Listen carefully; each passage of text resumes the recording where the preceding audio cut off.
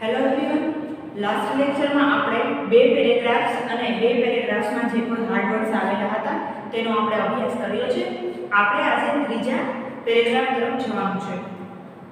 Page number 16 ઉપર એમાં ઓટોફેબ ટેકનોલોજીના બે પેરેગ્રાફ છે. સ્ટાર્ટિંગના ઇન્ટ્રોડક્શનના છે. હવે ઓટોફેબ છે શું પ્રોવાઈડ કરે છે, કઈ કઈ સુવિધાઓ આપે છે એને લગતી માહિતી આપણે પ્રાપ્ત કરવાની છે. એમાં પેજ નંબર 16 ઉપર પહેલું બેટર પ્રોડક્ટ ક્વોલિટી, વસ્તુની સારી ગુણવત્તા. ધ ઓટોમેટેડ મેથડ એટલે કે આ સ્વયં સંચાલિત પદ્ધતિ ઓફ ઇન્સ્પેક્શન તપાસણીની એન્ડ અને એસેમ્બલી આ જુદી જુદી વસ્તુઓનું જોડાણ એટલે કે તમે બીજા કોઈ યંત્રમાંથી તમે એ વસ્તુ ચૂઝ કરો તો તે વસ્તુને તમારા યંત્રમાં ફિટ કરી શકાય એવું બને. આ કોઈ કંપનીની પ્રોડક્ટ નથી. ઓકે, તો એનો અર્થ એ કે તમે જે ઈચ્છો એ વસ્તુ છે એ કરીને તમને અલગ અલગ કંપનીની એસેમ્બલ વસ્તુ છે એ તમે તમારી ડિઝાયર્ડ રીતે બનાવી શકશો. એટલે એ તમારું ખુદનું પ્રોડક્શન કહેવાય છે. કો કન્સ્ટ્રક્ટર કસ્ટમર તરીકે તેને ઓળખાય છે. વિલ ઇમ્પ્રૂવ ધ ક્વોલિટી, એ ગુણવત્તામાં સુધારો કરશે. એન્ડ ડ્યુરેબિલિટી, અને તેની કાર્યક્ષમતા એટલે કે તેને ચાલવાની ક્ષમતા એટલે કે ચાલવાનો સમયગાળો પણ વધશે. જો કંપનીની વસ્તુ લીધી હોય તો કદાચ એ વસ્તુ કંપનીની વસ્તુ લીધી હોય તો એ વસ્તુ છે એ તમને પૂરતા પ્રમાણમાં બધી ગુણવત્તા પૂરી ન પાડતી હોય એવું બને. આ છે એ તમે પોતે જ પસંદ કરેલી હોય છે તો તે તમને સારી રીતે મળી શકે છે. વન ઇફેક્ટ ઇઝ ધેટ, એની અસર એક એ છે કે કાર ગાડી, television TV, refrigerator fridge PTC વગેરે will last much longer than earlier methods, જે પહેલા ઉપયોગમાં આવતી હતી એના કરતાં તે વધુ સારા પ્રમાણમાં ચાલશે. therefore તેથી there will be decline, ઘટાડો થશે in need for replacement, બદલી કરવાની જરૂરિયાતમાં. હવે કોઈ પણ વસ્તુની બદલી કરવાની જરૂરિયાતમાં ઘટાડો થશે. શા માટે? તો કે તમે અત્યારે કોઈ પણ કંપનીએ મેન્યુફેક્ચર કરેલી વસ્તુ છે એ આપણે અત્યારે કોમ્પ્રોમાઇઝ કરીને લઈ લેતા હોય, કારણ કે બધી જે આપણી વિશ છે એમાં ફૂલફિલ ન થતી હોય તેવું બને. ઇટ મીન્સ આપણે મોર ઓર લેસ કોમ્પ્રોમાઇઝ કરીને એ વસ્તુ પરચેસ કરી હોય તો પછી આપણી જે ડ્રીમ પ્રોડક્ટ છે એ માર્કેટમાં આવે ત્યારે આપણને એ વસ્તુ છે એ પરચેસ કરી લેવાનું વિશ થાય, એ વસ્તુ આપણને પરચેસ કરી લેવાનું મન થાય. તો એનો અર્થ એમ કે આપણે એટલા માટે એ બદલાવીએ છીએ કે આપણે પહેલા પ્રોડક્ટ લેવી હતી એ પ્રોડક્ટમાં આપણી બધી જ જરૂરિયાતો છે એ ફૂલફિલ થતી ન હતી, એટલા માટે આપણે તેને રિપ્લેસમેન્ટ આપ્યું છે. પણ જો આવી રીતે તમે જે વસ્તુ કે પ્રોડક્ટ એ ચૂઝ કરીને તમારી પર્ટિક્યુલર જે કોઈ મશીન તમે ઇન્વેન્ટ કરતા હો એમાં તમે લગાવી દો તો ઇટ મીન્સ તમારી બધી જ વિશ, તમારી બધી જ રિક્વાયરમેન્ટ છે એમાં બધી ફૂલફિલ થઈ જાય છે. તો પછી એમાં રિપ્લેસમેન્ટનો કોઈ અવકાશ રહેતો નથી. હવે આપણે માત્ર આનું ટ્રાન્સલેશન જોઈ લઈએ અને પછી આમાં આવતા હાર્ડ વર્ડ્સ આપણે અભ્યાસ કરીશું. સારી વસ્તુની સારી ગુણવત્તા, સ્વયં સંચાલિત પદ્ધતિ, તપાસણીની પદ્ધતિ અને યંત્રો જોડવાની પદ્ધતિથી ગુણવત્તામાં અને વસ્તુની ચાલવાની સમયગાળો પણ વધશે.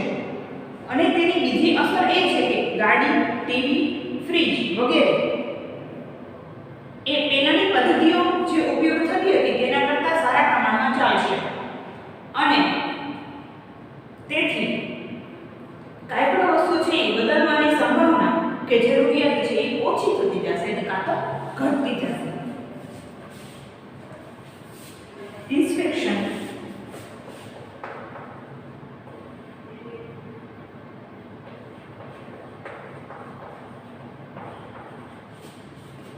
એટલે તપાસ.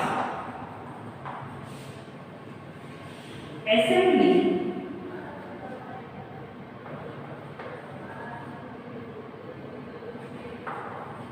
ખરેખર એસેમ્બલી એટલે ભેગા કરવું થાય અથવા તો એ યંત્ર જોડવા એવું પણ કહી શકો.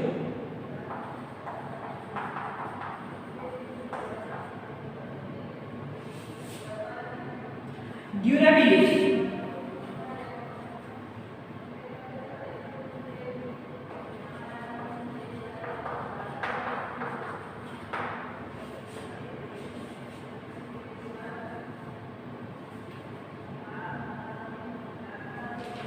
વસ્તુ ચાલવાની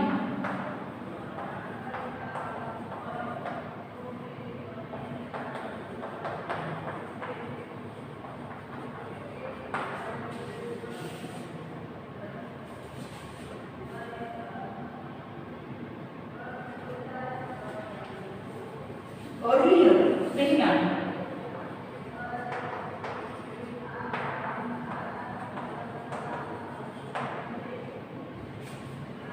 decline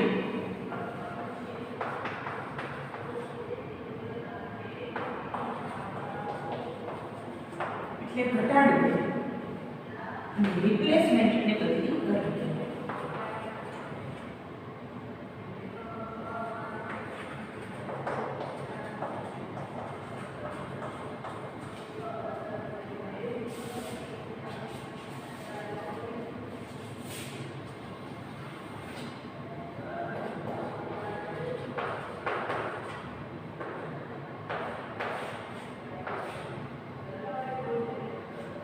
ફરીથી કહું છું, જેમ મેં તમને ઇન્સ્ટ્રક્શન આપી છે તે આટલો પેરેગ્રાફ આપણે અહીંયા મતલબ કે આજના સેશનનો પેરેગ્રાફ અને ટોટલ પેરેગ્રાફ નંબર કહીએ તો થર્ડ એ આપણે અહીંયા ઓવર કરીએ. તો તમારે આટલો વિડીયો છે એ ફરીથી સ્ક્રોલ કરીને જોઈ લેવાનો, પછી તમે નેક્સ્ટ પેરેગ્રાફ તરફ જાઓ. ઓકે, પેજ નંબર 17 ઉપર મોર રિસાયકલ, વધુને વધુ પ્રમાણમાં રિસાયકલ થશે પ્રોડક્ટ, ફરી વખત યુઝમાં લઈ શકાશે. હવે શું કહે છે એમાં જોવાનું છે. Instead of buying the latest model of a car, કોઈ લેટેસ્ટ મોડલ કારનું ખરીદવું એની બદલે, ઓર કે થ્રોઈંગ અવે એન ઓલ્ડ ટોસ્ટર, જો આપણે કોઈ જૂનું ટોસ્ટર લીધું હોય અને વર્ક ન કરતું હોય તો આપણે તેને સ્ક્રેપમાં આપી દઈએ અથવા તો ફેંકી દઈએ, એવું બનતું હોય છે. તો the customer we return there earlier model, તો ગ્રાહકો છે તેનું પહેલાનું મોડલ પાછું આપી શકે છે and get back new model, અને નવું મોડલ છે એ મેળવી શકે છે. ફેબ્રિકેટેડ, કે જેની રચના થયેલી હોય, ફ્રોમ ધેટ ઓલ્ડ સ્ટફ, તે જૂની વસ્તુમાંથી. જૂની વસ્તુ આપી દેવાની, પછી એ વસ્તુમાં તમે કયો કયો ચેન્જીસ ઈચ્છો છો એ તમારે કહેવાનું, એટલે એ તમારી વસ્તુ છે એ ઇમ્પ્રૂવ થઈને આવતી રહે.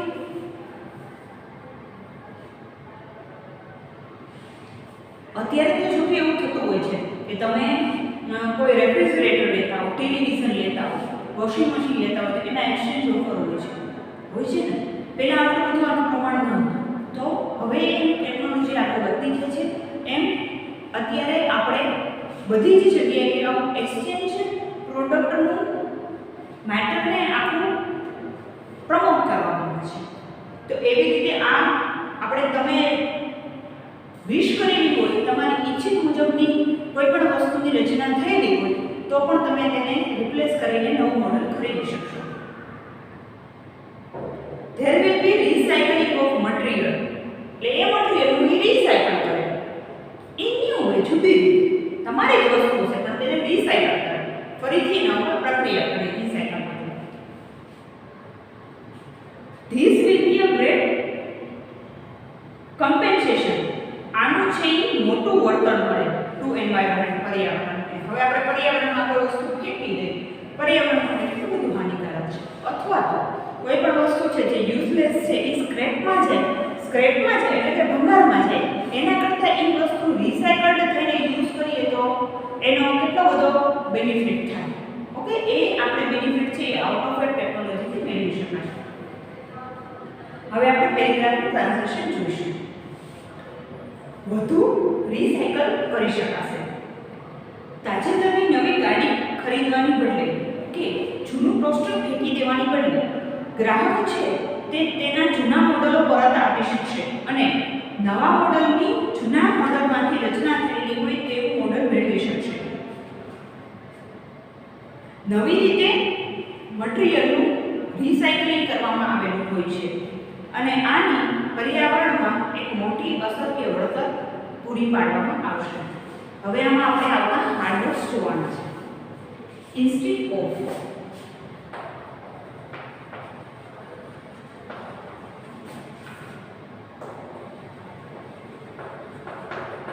ને બદલે,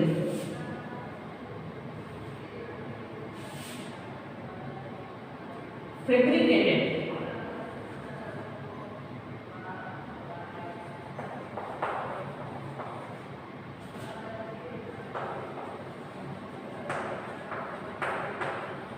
રચના થયેલું અહીંયા ડીપ લખી રાખ્યો છે એ ઓલરેડી છે તો ઇટ મીન્સ કે એડજેક્ટિવ છે વિશેષણ દરેક છે ખાસ સારું કોઈ એવું હોતું નથી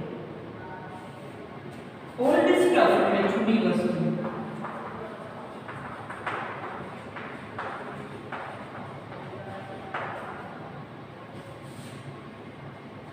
રિસાયકલ પ્રક્રિયા કરીને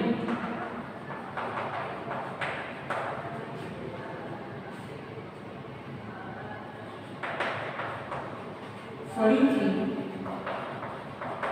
બનાવવામાં આવેલી વસ્તુ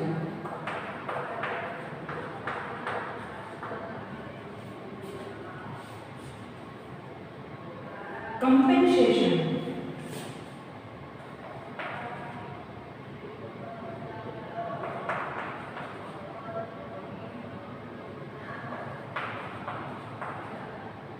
એટલે વળતર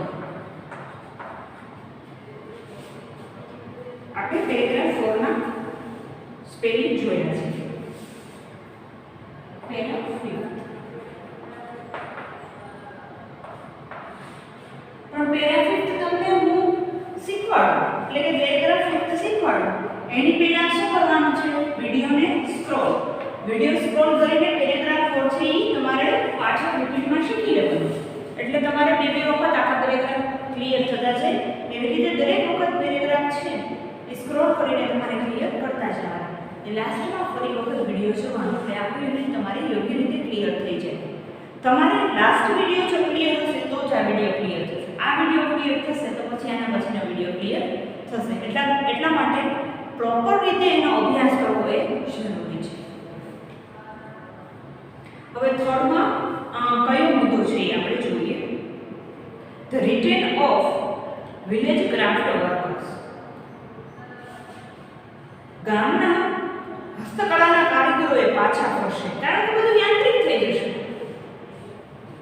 યાંત્રિક થવાથી ઘણી બધી એવી વસ્તુ છે કે જે માનવી બનાવી શકે યંત્ર ન બનાવી શકે પણ અત્યારે યંત્રએ માનવીને રિપ્લેસ કરી નાખ્યું છે તો યંત્રથી સારી એવી પ્રોડક્ટ સારા એવા પ્રમાણમાં અને જલ્દીથી અને જાજા જથ્થામાં પ્રાપ્ત કરી શકાય છે તો જે સામાન્ય વસ્તુ આમ તમને કહું કે માણસને થાક લાગે મશીનને સામાન્ય રીતે થાકતું હોતું નથી જે આપણે જાણીએ છીએ ઓકે તો એનો મીનિંગ શું થાય કે મશીનની ડ્યુરેબિલિટી હોય એની કોઈ કામ કરવાની લિમિટેશન નથી મશીન નાની પાડેનું કામ નહીં કરે તો પછી હાથેથી કામ કરતા હોય એ લોકોની જરૂરિયાતો ઓછી થઈ જાય તો પછી માનવને કોણ રિપ્લેસ કરશે મશીન રિપ્લેસ કરશે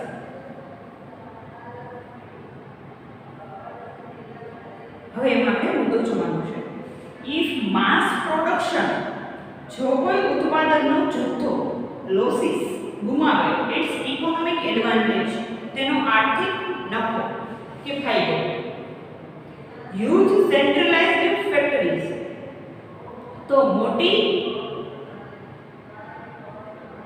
કેન્દ્રીય કારખાનાઓ કે ફેક્ટરીઓ વુડ ડિસઅપિયર એ અદ્રશ્ય થઈ જાય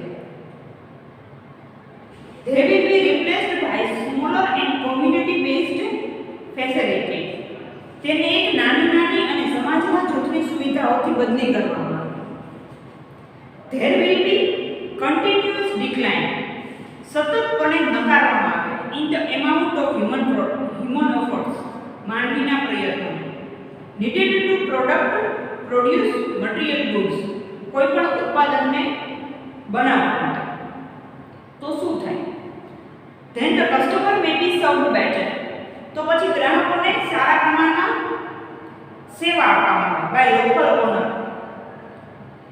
સ્થાનિક વેપારીઓ દ્વારા and operated manufacturing shop અને ઉત્પાદન દુકાનો દ્વારા thus આવી રીતે the factories will be decentralized તો પછી મોટા કારખાનાઓનું વિકેન્દ્રીકરણ થઈ જાય and naturally talented અને કુદરતી રીતે જે બુદ્ધિમત્તા ધરાવતા હોય વિલેજ ક્રાફ્ટ વર્કર્સ ગામડાના કારીગરો will be met with a bang એક મોટા પડકાર સાથે પરત હવે શું કહે છે કે દાખલા તરીકે તમે કોઈ અહેમદાબાદથી વસ્તુ પરચેસ કરો છો અને એની કંપની સર્વિસ ઈ આપે છે અહીંયા, પણ એની બીજી કોઈ અહીંયા કોઈ વ્યક્તિ છે એનો પ્રોડક્શન છે અહીંયા રાખતું નથી.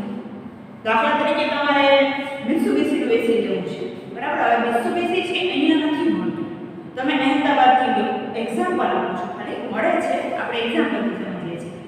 તો એ મિત્સુબિશીનું એસી છે તમે અહેમદાબાદથી પરચેસ કરો, તો હવે મિત્સુબિશીના એસી અહીંયા નથી મળતા, તો શું થાય કે અહીંયાથી તમને સર્વિસ ના મળે. સર્વિસને તમારે ક્યાંથી બોલાવવું પડે? તમારે અહેમદાબાદથી બોલાવવું પડે. તો પછી આવી રીતે ઓટોમેટેડ ફેબ્રિકેશનથી નાના એકમ દરેક ગામમાં જો ઉત્પાદન આપવામાં આવે તો ગ્રાહકોને તેની સેવાઓ પણ મળી જાય એટ એ ટાઈમ. ગ્રાહકોને કંઈ પ્રોબ્લેમ હોય એને લગતા એની સર્વિસ મેળવવાની હોય, એમાં કંઈ ફોલ્ટ હોય તો એ મળી જાય. તો એનો અર્થ એમ કે અહેમદાબાદમાં છે એ ફેક્ટરી છે એનું વિકેન્દ્રીકરણ થઈ જાય અને સુરેન્દ્રનગર છે, થાન, સાયલા, એવી રીતે ચોટીલા, એવી રીતે અલગ અલગ જગ્યાએ એને એના બધી સ્થાનિક સંસ્થાઓ આપી દેવામાં આવે, મતલબ કે એની સ્થાનિક ફેક્ટરી આપી દેવામાં આવે. તો પછી શું થાય કે ત્યાં લોકલ પબ્લિકને ફાયદો થાય, કંઈ ક્વેરી હોય તે લોકોને પૂછી શકે, કાંઈ એમને સર્વિસ જોતી હોય તો લઈ શકે, એને કાંઈ એક્સચેન્જ કરવું હોય તો કરી શકે, એમાં એને કંઈક ફેબ્રિકેશન કરવું છે એટલે કે એમાં કંઈક બદલાવ લાવવો છે તો એ વસ્તુને પાછી આપીને ન્યાયના બદલાવ લાવીને પરત કરી શકે છે. તો પછી સામાન્ય રીતે જે લોકો આવી રીતના લોકલ જેવી રીતે બધાને ફ્રેન્ચાઇઝી આપી હોય લોકલ, તો પછી ત્યાં લોકલ વ્યક્તિઓને સામાન્ય રીતે જોબ પર રાખે એવું થાય. તો અહેમદાબાદની ફેક્ટરીમાંથી બધા કામદારો અહીંયા કામ કરવા આવે એવું બધું પોસિબલ ના હોય. અહીંયા સ્થાનિક કારીગરો છે ગોઠવાઈ જાય. તો ઇટ મીન્સ ત્યાં મોટી ફેક્ટરી છે એનું વિકેન્દ્રીકરણ થઈ જાય અને કુદરતી ટેલેન્ટેડ ત્યાં લોકો હોય એને પાછું જોતું રહેવું પડે એવું બને. ઓકે, એવું કહેવા માંગે છે. હવે આપણે પેરેગ્રાફનું ટ્રાન્સલેશન જોઈએ. ગામડાના કારીગરો પરત ફરશે. જો કોઈ ઉત્પાદનનો જથ્થો તેનો આર્થિક લાભ ગુમાવે તો મોટા પ્રમાણમાં કેન્દ્રીય થયેલા કારખાનાઓ છે એ અદ્રશ્ય થઈ જાય અને તેને નાના અને સમાજના જૂથ દ્વારા તેની સુવિધા આધારિત ગોઠવવામાં આવે કે તેની બદલી કરવામાં આવે અને માનવીય પ્રયત્નોને સતત નકારવામાં આવે કે જે વસ્તુના ઉત્પાદન માટે જરૂરી હોય એ મશીન કરી દે. તો પછી ગ્રાહકો છે તેને સ્થાનિક વેપારીઓ દ્વારા સારી રીતે સેવા પૂરી પાડવામાં આવે અને ઉત્પાદકોને પણ. તો આવી રીતે કારખાનાઓનું વિકેન્દ્રીકરણ થતું રહે અને કુદરતી રીતે બુદ્ધિશાળી હસ્તકળાના કારીગરો છે તેને ઘરે પાછું જવું પડે એવું બને. હવે આમાં આપણે આવતા હાર્ડવર્ક્સ જોવાના છે. માસ એટલે જથ્થો,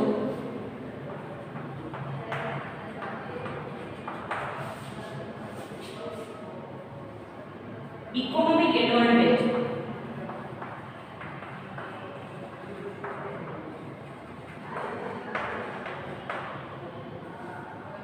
આર્થિક ફાયદો કે લાભ,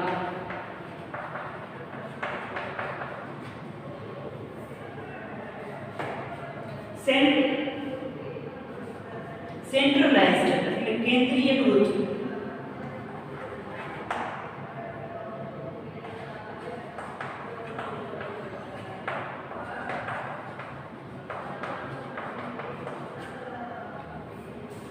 ડિસઅપિયર એટલે અદૃશ્ય થવું,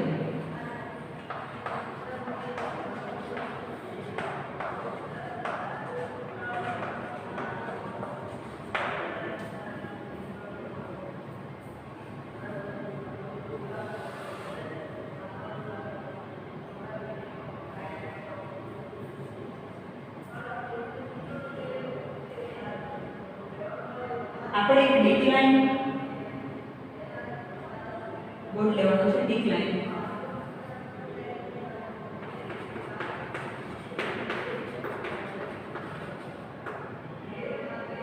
એફોર્ટ્સ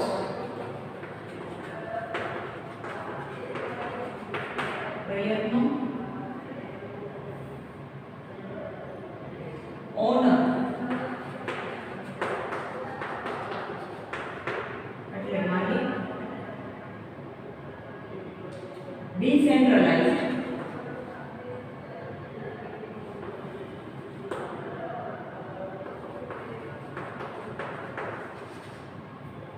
વિકેન્દ્રીકરણ અથવા વિકેન્દ્રીકૃત.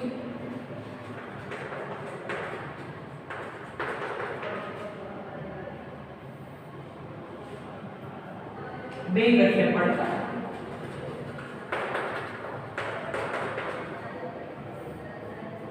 જેવી રીતે તમને શીખવાડ્યું છે તે વિડીયોને પોઝ કરી દેવાનો. પેરેગ્રાફ 15 પેરેગ્રાફ 15 તમે વિડીયોને પોઝ કરી દેશો એટલે તમારે સ્ક્રોલ કરીને એ પેરેગ્રાફ એક છે એ રિપીટમાં જોવાનો છે.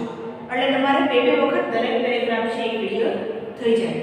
પછી તમારે શું કરવાનું, આખો વિડીયો ફરીથી જોવાનો છે અને યોગ્ય રીતે આખી બાબત તેના વોકેબ્યુલરી સ્પેલિંગ સમજી લેવાના છે. કોરોના વાયરસ છે આપણા માટે એક મોટો પડકાર બની ગયો છે. તો શાળા અને તમારા માતા પિતા આટલી બધી મહેનત તમને એજ્યુકેશન આપવા માટે કરે છે. તો તમારું એજ્યુકેશન તમારે સ્ટોપ નથી કરી દેવાનું. આપણે એક્ઝામ્સની યોગ્ય પ્રિપેરેશન કરવાની છે અને આપણે યોગ્ય આઉટપુટ આપવાનું છે. આ પડકારને આપણે સામનો કરવાનો છે, હારવાનું નથી. Stay tune, healthy and connected. Thank you.